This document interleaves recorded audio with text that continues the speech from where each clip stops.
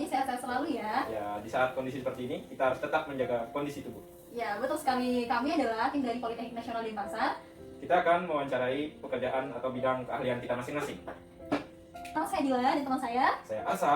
Dan kali ini kami dari mahasiswa Politeknik Nasional Denpasar akan melakukan sesi tanya jawab. Ya, tanya jawab. Temanya apa? Etika profesi akuntansi sesuai bidang keahlian kita masing-masing. Iya, hasil bidangnya nanti akan saya tanyakan dan bidang Itu saya akan sekalinya, ya. Oke. Oke, langsung saja ke pertanyaan.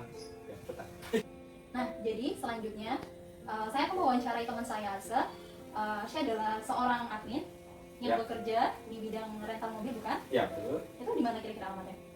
Alamatnya di Jalan Sunset Road, sininya. Oh, udah tahu. Berarti dari sini ya, Ya, dari dari sini. karena ini dari Denpasar kan? Ya, Kira-kira Asa kerja di sana sudah berapa lama?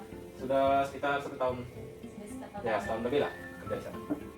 Nah, saat ini kita lanjut ke sesi pertanyaan mengenai seputar profesi yang saat ini Asya jalankan. Ya. Karena ini kita bertemakan dengan etika profesi Ya, ya. betul. Gitu. Jadi saya akan sedikit bertanya-tanya mengenai etika profesi dalam pekerjaannya Asya sebagai admin di sebuah rental mobil yang beralamatkan di sana Sentral. Seperti itu ya. Ya. Oke. Kira-kira sudah siap Asya? Sudah siap. Ya, Pastinya siap. dong. Siap. Oke, dengan pertanyaan yang pertama. Oke. Dalam menjalankan tugas dan tanggung jawab, apakah etika profesi yang sangat penting menurut Asya? Yang pasti sangat penting bagi sebuah perusahaan itu, etika itu sangat penting karena berhubungan dengan tanggung jawab, kejujuran, Ya. istilahnya kewajiban itu semua sudah masuk dalam etika tersebut. Kalau dalam perusahaan tidak ada etika, jadinya kita sebagai karyawan ini kurang disiplin dalam menjalankan tugas. Jadinya pekerjaan itu kurang baik. Gitu. Kalau misalnya pekerjaan yang baik itu seperti apa sih? Pekerjaan yang baik itu kalau menurut saya sendiri, kerjanya kita itu harus komitmen. Yang pertama konsisten, Ya. itu yang pastinya tanggung jawab dan hasil akhirnya harus bagus. Meskipun tidak bagus ya mendekatilah bagus gitu. Oke, next pertanyaan yang selanjutnya. Ini masih seputar etika profesi lagi ya. Masuk? Oke, Ada siap. di mana? Masih Ditunggu. oke? Masih oke. Oke, Sehat siap. walafiat. Bagus ya. Oke, lanjut pertanyaan selanjutnya. Kode etik apa saja yang diterapkan agar semua pekerjaan berjalan dengan baik? Nah, yang pastinya ada yang pertama itu prinsip integritas, yang kedua prinsip objektivitas, yang ketiga tanggung jawab profesi. Kalau Dalam prinsip integritas, di dalam proses kerjanya, prinsip integritas ini mewajibkan setiap akuntan bersikap lugas dan jujur dalam semua hubungan, baik itu dengan customer atau pelanggan atau di area kantor itu sendiri. akuntan di sini dimaksudkan itu siapa? Akuntan itu kita sebagai seorang admin atau profesi yang bertugas di depan, istilahnya menerima pembayaran customer atau menerima telepon dari customer seperti itu. Jadi Pak Arsya ini kerjanya kayak lebih multitasking gitu ya nggak sih? Ya kurang lebih seperti itu. Karena saya senangnya mempelajari semua bidang, asalkan masih bisa dipelajari, saya pelajari seperti itu. Misalkan saya masih front office kosong, saya ke depan, saya bertugas atau menerima telepon atau follow up ke customer, mungkin seperti itu. Jadi itu gambaran pekerjaan kesehariannya Pak Arsya ya? Ya seperti itu. Oke, next yang kedua. Yang kedua itu ada prinsip objektivitas. Nah, di mana prinsip ini mengedepankan akuntan itu harus bersikap adil, jujur, dan tidak memihak pihak manapun. Istilahnya seperti kita jaga kerahasiaan atau yang lainnya yang berhubungan dengan intern perusahaan. Gitu. Kalau masalah Eksternal mungkin dari pihak akuntannya sendiri ya kan setiap orang beda-beda. Mungkin penyampaiannya kepada orang lain itu berbeda-beda. Oke, ini pertanyaan yang terakhir untuk Oke, Pak Arsya. siap. Oke. Yang pertanyaan terakhir nomor 5 ya.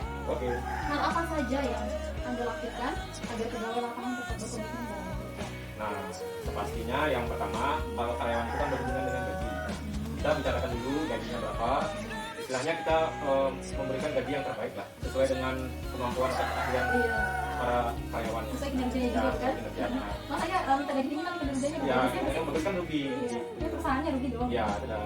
Nah, yang kedua itu pekerjaannya harus aman. Misalkan ada tanggungan BPJS atau yang lainnya. Istilahnya kenyamanan karyawan tuh hal yang utama agar dia tetap bisa bekerja dengan komitmen atau konsisten lah. Oh gitu, jadi ada timbal baliknya. Ya, Perusahaan timbal baliknya. memberikan yang terbaik juga buat karyawannya, seperti memberikan jaminan. Ya, Dan jaminan. kemudian karyawan juga memberikan feedback yang baik, seperti Ya, dalam bekerja, itulah. bekerja dengan baik, dengan disiplin, gitu. Dan Ya. memberikan benefit yang sangat baik untuk perusahaan agar perusahaan bisa berjalan lancar Ya, dan berjalan mendapatkan hasil lancar, yang lebih baik. Ya, betul sekali. Dan itu benefitnya juga buat karyawan ya. Ya.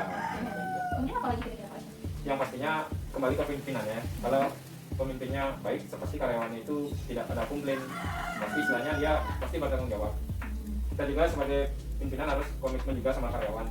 Begitu sebaliknya, pasti karyawan juga komitmen sama perusahaan seperti itu. Dan juga ada tunjangan hari raya atau THR Oh, iya, seperti yang tadi pastinya disampaikan. tidak ya. Jadi itu sebagai penyemangat Ya, karyawan ya. penyemangat karyawan ya. Kira-kira ada lagi nggak? Sepertinya sih itu aja sih hal poinnya yang penting yang diinginkan karyawan sih.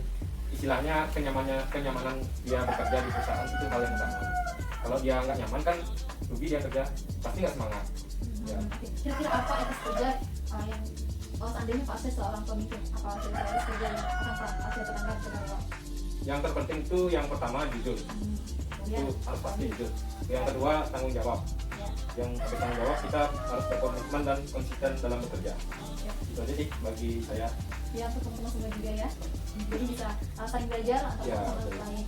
Jadi perusahaan memberikan benefit atau Benefit, ya. seperti apa yang tadi tunjangan atau untuk BPJS kesehatan, BPJS tenaga kerjaan. Ya. Jadi karyawan dapat bisa bekerja dengan finansial. Jadi ketika ada kecelakaan kerja Ya, atau apa, masih bisa di ya. diangkat, gitu. Jadi perusahaan memberikan yang benefit yang baik, Ya. yang bagus, dan karyawan juga Memberikan feedback ya, yang baik.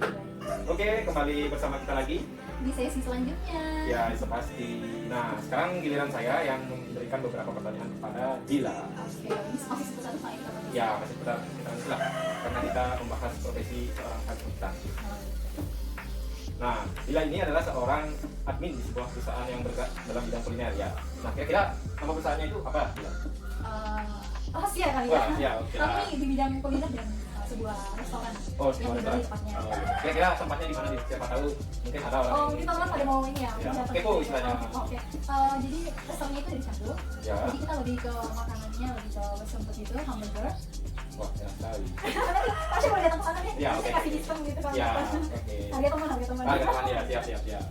Oke, kita lanjut dengan pertanyaan yang pertama. Oke. Dalam kesehariannya Dila, bagaimana langkah awal agar kerjaannya Dila dapat berjalan dengan baik? Pertama-tama saya harus mengetahui apa saja sih tanggung jawab saya di suatu perusahaan tersebut Ya. dan kenapa saya ditempatkan di suatu posisi tersebut. Ya. Artinya saya benar-benar sudah menguasai bidang tersebut. Jadi agar pekerjaan saya dapat berjalan dengan lancar. Kalau bertanya-tanya lagi, Ya. bertanya-tanya kan baru berjalan lagi apabila kita bekerja di suatu tempat perusahaan barunya. Tapi tetap saja prosedurnya mungkin nggak jauh beda sama Ya, karena kan setiap perusahaan pasti beda-beda Iya, itu ada beda. SOP-nya dia. Iya benar. Itu jadi kayak ada soal akhirnya. Ya. Jadi benar-benar paham dulu apa yang mau kerjaan dan kamu benar-benar ahli di bidang itu. Nah, kira-kira ini Jis, kesulitan apa yang Dila temui saat melakukan suatu pekerjaan yang seperti Dila bilang kayak tadi itu? Sebenarnya kesulitannya banyak sih ya. Tapi ini yang kita ambil contoh yang satu contoh. Ya, Misalnya kurang komunikasi antara tim kami dengan tim lain. ya, Contohnya kayak ini kita ambil kayak suatu pemesanan barang gitu atau enggak alat-alat tulis atau alat-alat keperluan di kantor Ya. seperti pulpen, buku dan lain sebagainya. Misalnya ada tuh. Nah, kira-kira menurut Dila, tugas seorang staf administrasi itu seperti apa menurut Dila? Kayak ini kalau kita ngomong secara umumnya aja dulu ya. Ya, Gitu kan. Tentunya seorang staf admin itu memiliki fungsinya tugasnya tersendiri gitu, ya, agar dapat berjalan dengan baik pada suatu perusahaan itu. istilahnya ada posisinya masing-masing ya? Ya, betul sekali gitu. Misalnya kalau secara umum saya jelasin dulu. Yang pertama kayak kita lebih ke narsih data, banyak data yang kita hasilkan. Kemudian entry data perusahaan itu perlu banget. Ya, istilahnya satu orang satu bidang ya, seperti itu ya? Ya betul. Jadi kayak lebih banyak entry data perusahaan yang perlu gitu. Kemudian ada lagi membuat agenda kantor. Terus secara umumnya ya menerima panggilan kantor. Tadi sebenarnya kayak udah dijelasin sama Parsi juga. Oh kan. ya, seperti ya, untuk jadi kayak di front office itu ya? Nah, ya jadi tapi lebih banyak ngambil kerjaan juga sih gitu. Yang selanjutnya itu menyiapkan tiket dan komunikasi untuk kegiatan atau kunjungan kerja dari satu misalnya atasanmu gitu. Ya, Kamu kayak yang seperti buat- tugasnya kayak kepala HRD ya, tapi dia bidangnya khusus karyawan sama untuk siapin perjalanan dinas itu. Nah, ya benar. Jadi pas juga tahu ya. Ya, Oke, kalau gitu yang selanjutnya kok memastikan persediaan alat tulis di kantor itu selalu ada. ya seperti istilahnya GA-nya ya, GA perusahaan dia untuk Iya, menyiapkan benar. semua peralatan kantor Ya, dan fasilitasnya untuk persiapan kerja di kantor ya. iya jadi secara umum seperti itu sih. Ya. Kalau untuk lebih spesifiknya nanti kita bisa bahas lagi. Oke, Ini kan masih siap. sekitar tentang kita profesinya kita masing-masing ya. Oke. Next kita ke pertanyaan selanjutnya untuk Dila. Nah, kira-kira menurut Dila nih, keterampilan apa yang harus dimiliki oleh staf administrasi agar dia istilahnya berkompeten lah di bidang industri seperti kayak ini? Ya seperti saat ini Ya, tadi seperti ya. ya. Ini kembali lagi saya jelaskan tentang gambaran umumnya sih. Ya. Kalau keterampilan yang harus dimiliki sebagai seorang admin itu ya contohnya kira-kira diantaranya quality itu pasti Jadi sebenarnya bidang apa aja tadi itu perlu banget ya. Mengingat pekerjaannya berkenaan dengan mengorganisir mereka gitu. Entah itu hasil penjualan atau apa gitu kan, itu secara umumnya kan. Kemudian cermat dan tenang dalam menghadapi berbagai masalah. Ya pastinya itu harus tenang. Kalau tidak tenang ya masalah nggak bakal kelar ya. Ya gitu. Kayak tenang itu dapat kita ada ide gitu buat menyelesaikan satu masalah itu. Kemudian ada lagi cermat. Cermat itu udah pasti ya. Kemudian yang selanjutnya itu dapat bekerja sama dengan tim. Kalau misalnya kerja sendiri ya susah juga. Kerjanya banyak. Kerja sama dengan tim itu perlu banget. Ya. Misalnya tim ngasih laporan ini, kamu harus entry data ini gitu kan. Jadi kayak kerja sama yang baik itu menimbulkan suatu ya istilahnya kita saling bekerja sama ya untuk mencapai tujuan yang sama juga. Betul. Jadi hasilnya lebih baik lagi. Iya. Gitu. Okay. Nah kira-kira kalau istilahnya kita berbijaksana itu seperti apa menurut Dila? Bijaksana dalam maksudnya gimana? Ambil keputusan atau menyelesaikan masalah atau bagaimana?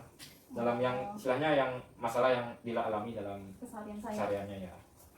Masalah-masalah memang selalu timbul sih dalam keseharian kita, tapi bagaimana cara kita menyikapi agar masalah itu dapat terselesaikan, apalagi kita kerja sama tim gitu. Jadi nggak satu orang aja yang bekerja di sana, tapi banyak orang kan gitu. Oke, bicarakan apa masalahnya gitu sama lain. Kemudian bisa mengimbangi lah. Kemudian tidak ada timpangannya. Ya, cari jalan keluarnya bersama-sama. Setelah itu baru kita putuskan jalan mana yang mau kita ambil gitu. Jadi bukan diri sendiri aja ya. Kerja sama tim yang baik, komunikasinya lancar. Gitu. Kerja sama tim, komunikasi dan tujuan untuk mencapai satu tujuan. Oke. Nah, Dila ini kan bekerja di perusahaan bidang kuliner ya. Nah, di perusahaan itu kan ada banyak macam staf administrasinya. Nah, Dila ini berfokusnya atau fokusnya ke bidang yang mana? Kalau saya lebih ke staf administrasi keuangan ya. Kadang-kadang juga belajar yang lain juga, tapi saya lebih fokus ke staf administrasi keuangan. Jadi kalau misalnya staf administrasi keuangan itu tugas spesifikasinya itu seperti kayak mengurus surat berharga, seperti mendatangi cek, menyusun informasi keuangan itu pasti harian, mingguan, sampai tahunan juga harus dikerjain gitu. Kalau akhir bulan untuk menutup buku itu saya sering kesini. Ya. Kemudian lanjut lagi itu kayak membuat perencanaan keuangan mulai dari peminjaman, penerimaan dan pembayaran, gitu kayak hasil penjualan, penerimaan. Kalau pengeluaran saya melakukan pembayaran pada vendor gitu. Kemudian buka rekening, menentukan setoran, menangani pembayaran akhir bulan, dan juga mengelola dan pengelolaan tagihan. Yang tadi saya udah bilang kan, untuk pembayaran ke vendor-vendor. Kemudian berkoordinasi dengan kebijakan administrasi keuangan dengan visi perusahaan agar tujuannya bisa berjalan dengan baik.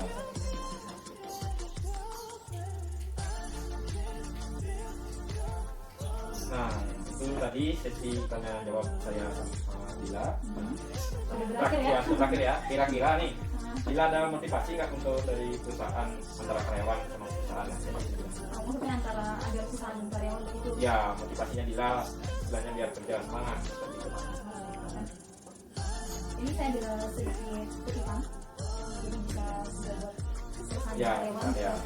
Begini, perusahaan akan meraih kesuksesan dan pertumbuhan bisnis akan terjamin ketika semua karyawannya bekerja dengan teratur bersama dengan pemahaman etika yang kuat dan menjalani suatu potensi untuk saya. Karyawan dapat menjadi unggulan dalam pekerjaan dan bidangnya masing-masing, serta giat dan berkemauan penuh untuk melakukan pekerjaan yang benar, memberikan hasil yang bermanfaat. Itu pasti, seperti yang tadi juga sudah dijelaskan oleh Arsya. Demikian penjelasan mengenai etika profesi kami hari ini yang perlu ditanamkan dalam lingkungan kerja perusahaan. Lingkungan kerja yang sehat dan tercipta melalui karyawan yang menerapkan dan menjunjung tinggi etika dengan baik. Jadi etika profesi itu sangat penting sekali ya teman-teman. Jika lingkungan kerja berjalan dengan harmonis, siapa lagi akan merasakan manfaatnya, bukan? Karyawan itu sendiri. Iya, betul. Dan perusahaan mendapatkan keuntungan yang bagus juga. Gitu. Dan dinikmati oleh karyawannya juga. Tetap semangat kerja ya teman-teman. Semangat kerja. Oke guys, sekian tanya jawab dari kami. Jika ada salah kata, kami